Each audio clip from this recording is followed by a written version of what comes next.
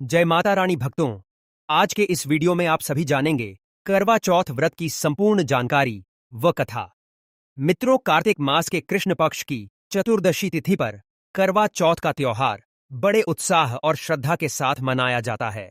यह व्रत निर्जला होता है, यानी बिना पानी पिए रखा जाता है और करवा माता की पूजा की जाती है। वैदिक पांचांग के अनुसार साल 2025 में कार्तिक मास की शुरुआत 8 अक्टूबर से हो रही है। इस महीने को बहुत ही शुभ माना जाता है क्योंकि इसमें भगवान विष्णु, मां लक्ष्मी और मां तुलसी की विशेष पूजा अर्चना की जाती है। कार्तिक मास के कृष्ण पक्ष की चतुर्दशी तिथि पर करवा चौथ का त्योहार बड़े उत्साह और श्रद्धा के साथ मनाया जाता है। करवा चौथ का व्रत खासकर सुहागन महिलाएं बड़ी श्रद्धा से करती हैं। यह व्रत निर्जला होता है, यानी बिना पानी पिए रखा जाता है और करवा माता की पूजा की जाती है। धार्मिक मान्यता के अनुसार इस व्रत को विधि पूर्वक करने से पतित के बीच प्रेम और समझ बढ़ती है और उनका रिश्ता और मजबूत होता है। तो आइए जानते हैं कि करवा चौथ साल 2025 की सही तिथि और शुभ मुहूर्त क्या होगा। कार्तिक मास के कृष्ण पक्ष की चतुर्दशी तिथि आरंभ होगी 9 अक्टूबर रात्रि 10 बजे। कार्तिक मास के कृष्ण पक्ष की चतुर्दशी तिथि समाप्त 10 अक्टूबर सायंकाल 7:44 पर उदया तिथि के अनुसार 10 अक्टूबर को करवा चौथ मनाया जाएगा। पूजा का शुभ मुहूर्त सा 5:16 से सायं 61 तक, चंद्रोदय का सायं 7:48 पर होगा। करवा चौथ पूजा सामग्री पुष्प, कच्चा दूध, शक्कर, देसी घी, अगरबत्ती, दही, मिठाई, गंगाजल, अक्षत, सिंदूर, मेहंदी, चूड़ी, बिछुआ, महावर, कंघा, बिंदी, चुनरी, पीली मिट्टी, चलनी, जल का लोटा, दीपक और पूजा थाली इत्यादि है। मित्रों, यह सारी सामग्री आपको हमारे चैनल पर मिल जाएगी। इन सभी सामग्रियों का यानी करवा चौथ व्रत की सभी सामग्रियों का लिंक डिस्क्रिप्शन बॉक्स में दे दूंगी, आप वहां से ले सकते हैं। अब आइए जानते हैं करवा चौथ की पूजन विधि। मित्रों, ब्रह्म मुहूर्त में उठकर स्नान करें। ससुराल से मिली सरगी को सूर्योदय से पहले ग्रहण करें। निर्जला व्रत का संकल्प लें, यानी बिना पानी के उपवास। सूर्योदय के समय भगवान सूर्य को अर्घ दें। मंदिर में शिव परिवार यानी शिव पार्वती, गणेश की विधिवत पूजा करें। भगवान को पुष्प, फल, गुम आद्य की नने पता मकाहे, मिठाई और मेवे अर्पित करें। करवा चौथ की व्रत कथा का श्रवण करें। शाम को पुनः पूजा की तैयारी करें। पूजा की थाली में फूल, फल, मिठाई, धूप, दीप, रोली इत्यादि रखें। एक करवा में चावल भरे और उसमें दक्षिणा रखें। चंद्र उदय के बाद उसे अर्घ दें। छन्नी में जलता दीपक रखें और चंद्र दर्शन करें। उसी छन्नी से अपने पति का मुख देखें। पति के हाथों से पानी पीकर व्रत खोलें। पूजा में हुई भूल चूक के लिए क्षमा याचना करें। बुजुर्गों का आशीर्वाद लें। पूजन की सामग्री और करवा सास या किसी सुहागन को भेंट करें। अंत में स्वास्तिक भोजन ग्रहण करें। करवा चौथ व्रत के नियम। मित्रों, करवा चौथ के दिन करवा माता की पूजा के बाद व्रत कथा पढ़ी या सुनी जाती है और जीवन में सुख शांति की कामना की जाती है। पूजा के बाद इत्र, केसर, सिंदूर और लाल चुनरी दान करें। ऐसा करने से वैवाहिक जीवन में खुशहाली आती है और परिवार में शांति बनी रहती है। करवा चौथ के दिन व्रत का संकल्प पूरी श्रद्धा और मन लगाकर लें। इससे आपका मन और आत्मा इस पूजा से जुड़ता है और व्रत के फल की प्राप्ति होती है। इस दिन किसी भी तरह का झगड़ा या विवाद करना वर्जित होता है। इस व्रत की है पवित्रता भंग हो सकती है और इसके परिणाम भी नकारात्मक हो सकते हैं। हे मित्रों, आप सभी ने अभी जाना करवा चौथ व्रत की संपूर्ण जानकारी। अब आइए श्रवण करते हैं करवा चौथ व्रत की 5 महापुण्य फल देने वाली कथा। कथा अच्छी लगे, वीडियो अच्छी लगे तो वीडियो को लाइक शेयर करें। प्रेम से बोलिए शिव परिवार की जय, करवा माता की जय। ओम गणेशाय नमः। कर्क चतुर्थी अर्थात करवा चौथ की कथा। सनातन धर्म की प्रथा के अनुसार कर्क चतुर्थी अर्थात करवा चौथ कार्तिक मास के कृष्ण पक्ष की चतुर्थी को कहते हैं। सुहागवती स्त्रियों के लिए यह बहुत श्रेष्ठ व्रत है। स्त्रियां इस व्रत को अपने पति के दीर्घजीवी होने के लिए करती हैं। इस दिन सुहागन स्त्रियां चावल पीसकर दीवाल पर करवा चौथ बनाती हैं, जिसे वर कहते हैं। इस करवा चौथ में पति के अनेक रूप बनाए जाते हैं तथा सुहाग की वस्तु जैसे चूड़ी, बिंदी, बिछुआ, मेहंदी और महावर आदि के साथ साथ दूध देने वाली गाय, करवा बेचने वाली कुम्हारी, महावर लगाने वाली नायन, चूड़ी पहनाने वाली मनिहारी, इन 7 भाई और उनकी इकलौती बहन सूर्य, चंद्रमा, गौरी और पार्वती आदि देवी देवताओं के भी चित्र बनाए जाते हैं। सुहागन स्त्रियों को इस दिन निर्जल व्रत रखना चाहिए। रात्रि को जब चंद्रमा निकल आए तब उसे अर्घ देकर भोजन करना चाहिए। पीली मिट्टी की गौरा बनाकर उनका पूजन करना चाहिए। यदि दीवार पर करवा चौथ बनाने में कोई असुविधा हो तो करवा चौथ का चित्र बाजार से लाकर दीवार पर चिपकाया जा सकता है। करवा चौथ व्रत कथा मानधाता कहने लगे कि जिस समय अर्जुन नीलगिरी पर तप करने के लिए चले गए तो उनके पीछे द्रौपदी खिन्न होकर चिंता करने लगी कि अर्जुन ने बड़ा कठिन कर्म प्रारंभ किया है, किंतु विघ्न डालने वाले शत्रु अनेक हैं। इस प्रकार चिंता करके श्री कृष्ण जी से सब विघ्नों का नाश करने वाला उपाय पूछने लगी। द्रौपदी ने कहा कि हे सर्व जगत के नाथ, आप मुझे एक ऐसा व्रत बताने की कृपा करें जिसके करने से सभी विघ्न दूर हो जाए।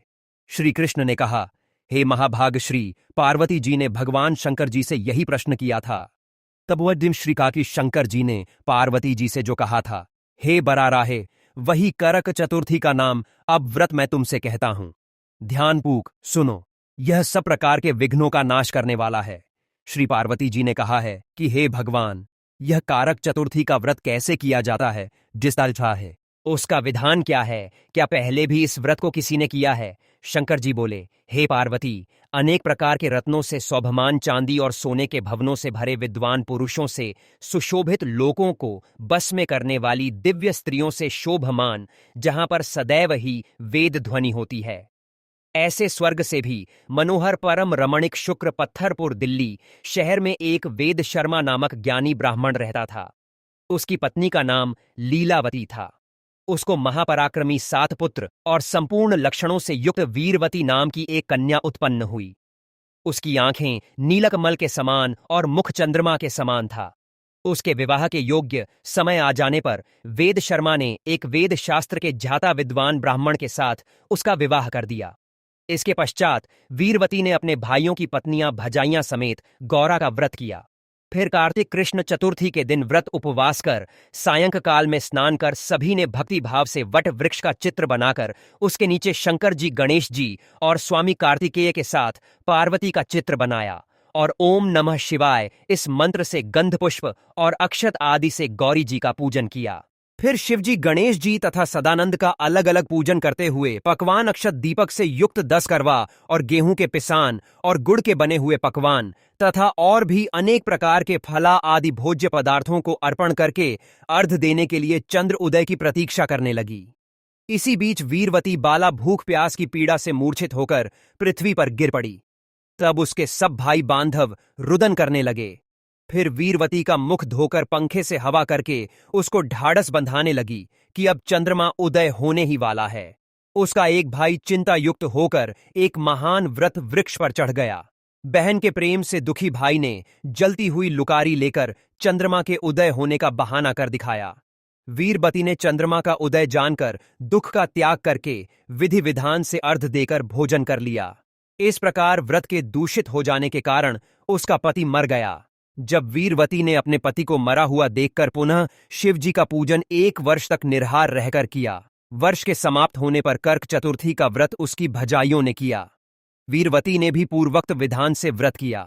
जब उस दिन देव कन्याओं के साथ इंद्राणी वहां कर्क चतुर्थी का व्रत करने के लिए स्वयं स्वर्ग से वीरवती के पास आई, तब वीरवती ने इंद्राणी से सब बातें पूछीं। वीरवती ने कहा कि मैं कर्क चतुर्थी का व्रत करके अपने पति के घर आई तो मेरे पति मृत्यु को प्राप्त हो चुके थे।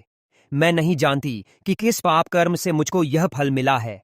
हे मातेश्वरी, हमारे भाग्य से आप यहां आ गई हैं, सो मेरे पति को जीवित करके मुझ पर कृपा कीजिए। इंद्राणी ने कहा, सुभाग्यगत वर्ष जो तुमने अपने पिता के घर में कर्क चतुर्थी का व्रत किया था, सो बिना चंद्रमा के उदय हुए ही तुमने उसको अर्घ दे दिया था। इसी से व्रत दूषित हो गया और तुम्हारा पति मृत्यु को प्राप्त हो गया। अब तुम यत्न के साथ इस कारक चतुर्थी का व्रत करो।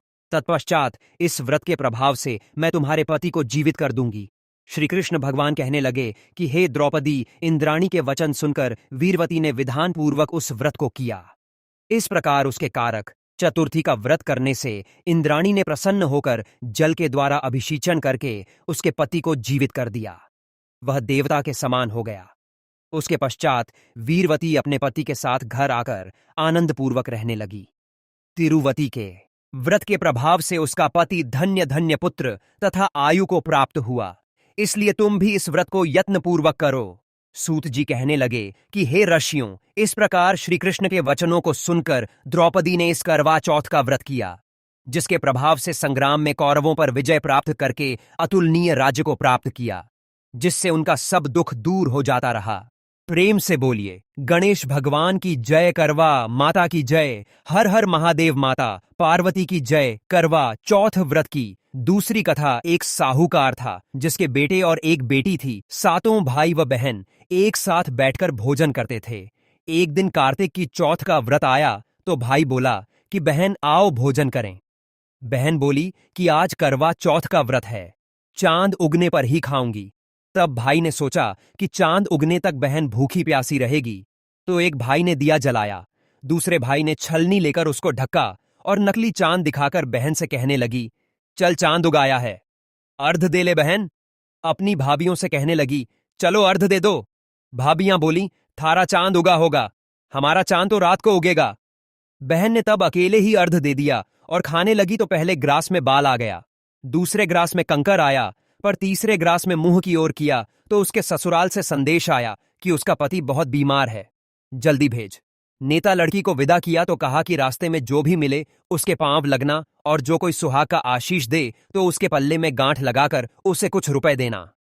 बहन जब भाइयों से विदा हुई तो रास्ते में जो भी मिला उसने बात है यह आशीष दिया, तुम 7 भाइयों की बहन हो, तुम्हारे भाई सुखी रहे और तुम उसका सुख देखो। सुहाग का आशीष किसी ने भी नहीं दिया। जब वह ससुराल पहुंची तो दरवाजे पर उसकी छोटी ननद खड़ी थी। वह उसके भी पांव लगी तो उसने कहा कि सुहागन रहो। सपूती हो तो उसने यह सुनकर पल्ले में गांठ बांधी और ननद को सोने का सिक्का दिया। जब भीतर गई तो सासू ने कहा कि पति धरती पर पड़ा है, तो वह उसके पास जाकर उसकी सेवा करने के लिए बैठ गई। बाद में सासू ने दासी के हाथ बची खुची रोटियां भेज दीं। इस प्रकार से समय बीते बीते मग सिर की चौथ आई तो चौथ माता बोली, करवा ले भाइयों की प्यारी करवा ले। लेकिन जब उसे चौथ माता नहीं दिखाई दी तो वह बोली, हे माता, आपने मुझे उजाड़ा तो आप ही मेरा उद्धार करोगी, आपको मेरा सुहाग देना पड़ेगा। तब चौथ माता ने बताया कि पौष की चौथ आएगी, वह मेरे से बड़ी है, उसे ही सब कहना, वही तुम्हारा सुहाग वापस देगी। पौष की चौथ आकर चली गई, माघ की भी चली गई, फाल्गुन की चौथ भी आकर चली गई, चैत्र, वैशाख, ज्येष्ठ, आषाढ़ और श्रावण, भादों की सभी चौथ आई और यही कहकर चली गई कि आगे आने वाली को कहना। और सोच की चौथ आई तो उसने बताया कि कार्तिक की चौथ नाराज है, उसी ने तुम्हारा सुहाग लिया है, वही वापस कर सकती है, वही आएगी तो पांव पकड़कर विनती करना। यह बताकर वह भी चली गई। जब कार्तिक की चौथ आई तब वह गुस्से में बोली, भाइयों की प्यारी करवा ले, दिन में चांद उगाने वाली करवा ले, व्रत खंडित करने वाली करवा ले, भूखी करवा ले।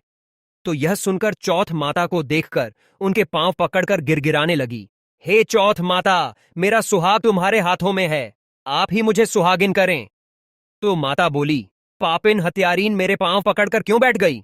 तब बहन बोली कि जो मुझसे भूल हुई है उसी की क्षमा कर दो, अब भूल नहीं करूंगी। तो चौथ माता ने प्रसन्न होकर आंखों से काजल, नाखूनों से मेहंदी और टीके में से रोली लेकर छोटी उंगली से उसके आदमी पर छींटा दिया तो वह उठकर बैठ गया और बोला कि आज मैं बहुत सोया। वह बोली, क्यों सोए, मुझे तो 12 महीने हो गए। तब जाकर चौथ माता ने मेरा सुहाग लौटाया। तब उसने कहा कि जल्दी से माता का पूजन करो। जब चौथ की कहानी सुनी, 12 के बड़े के खेपू सब पू के की करवा पूजन किया तो प्रसाद खाकर दोनों पतित चौपर खेलने बैठ गए। नीचे से दासी आई, उसने उन दोनों को चौपर पासे से खेलते देखा तो उसने सासू जी को जाकर बताया। तब से सारे गांव में यह बात प्रसिद्ध हो गई कि सब स्त्रियां चौथ का व्रत करें तो सुहाग अटल रहेगा।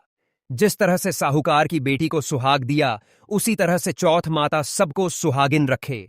यही करवा चौथ के उपवास की सनातन महिमा है। प्रेम से बोलिए हर हर महादेव, माता पार्वती की जय, गौरी गणेश की जय, करवा माता की जय, चौथ माता की जय। करवा चौथ व्रत कथा। अगर आपको वीडियो अच्छी लगी हो तो वीडियो को लाइक और चैनल को सब्सक्राइब जरूर करें और कमेंट में जय माता लक्ष्मी जरूर लिखें। धन्यवाद।